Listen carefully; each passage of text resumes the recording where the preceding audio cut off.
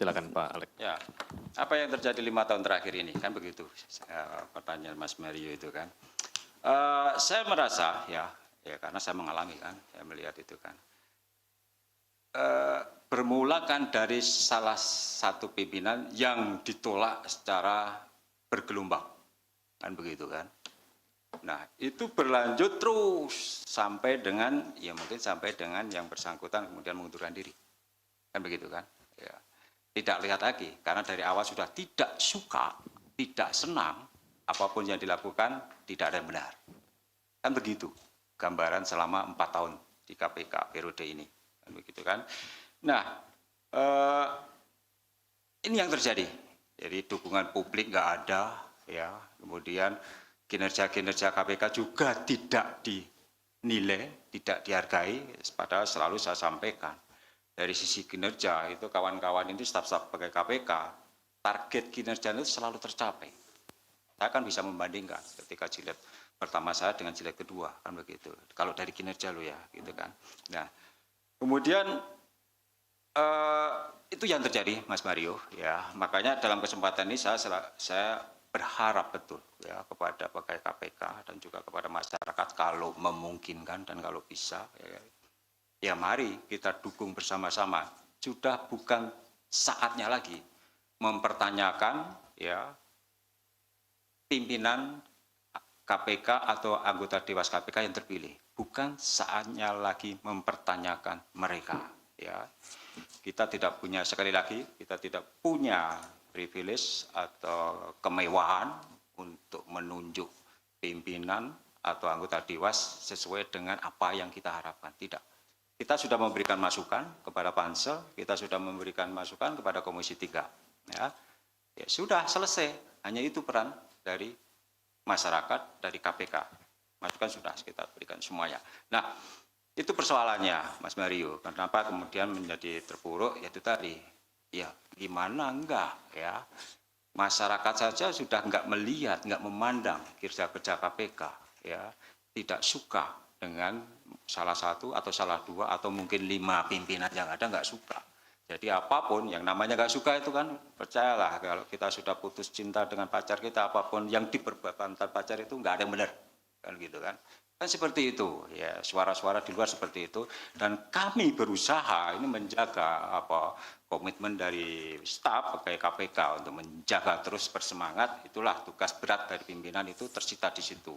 Belum lagi selama 2 tahun itu kita kena COVID ya. Nah, itu praktis itu pegawai KPK itu nggak lebih dari 50% efektif yang bekerja. Nah, itu pun kinerjanya masih tercapai. Kan begitu kan. Nah, saya harus menghormati staf pegawai KPK. Tentu kalau dilihat secara keseluruhan keberhasilan pemberantasan korupsi selama 5 tahun terakhir ya harus saya akui dan itu sudah saya sampaikan di Komisi 3 bahwa saya gagal memberantas korupsi kalau dilihat dari misalnya indeks persepsi korupsi ya kan turun kita.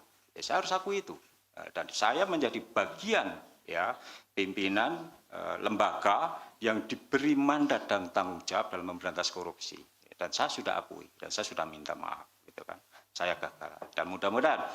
Nah, terkait dengan pimpinan yang baru, apa yang harus mereka lakukan? Yang pertama adalah sinergitas tadi. Ini tidak mudah karena menyatukan 5 pikiran, 5 ide, 5 kepala. Frekuensi 5 pimpinan harus sama dulu, kan gitu. Harus sama, kalau enggak bubar. Ya, mungkin awal-awal pengalaman saya awal-awal mungkin masih akrab, ya masih rapat satu meja dan lain sebagainya.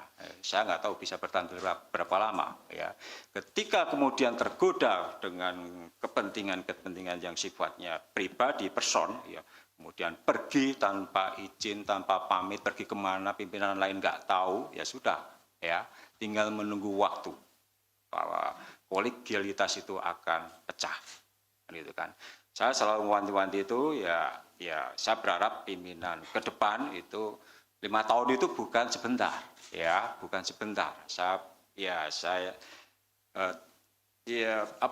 Mungkin akan timbul friksi-friksi antar pimpinan tetapi ya tolong ya gunakan akal waras gitu kan bahwa jangan mengedepankan kepentingan pribadi ya, golongan ya.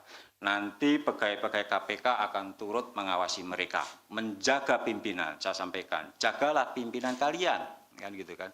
Jangan sampai kemudian mereka jatuh pada tindakan-tindakan tidak etis yang dampaknya tadi sudah disampaikan berdampak pada reputasi lembaga. Ya, jaga mereka, kawal mereka, ingatkan mereka kalau mereka tidak melakukan hal-hal yang baik atau bertentangan dengan kode etik dan lain sebagainya. Itu tugas di internal KPK, ya saya sampaikan seperti itu. Dan kemudian apalagi harapan pimpinan, dan ya saya pikir hal seperti itu Mas Mario ya. Jadi kekompakan, kolegialitas sekalipun tidak mudah, tapi tetap itu yang harus dikedepankan, kan gitu.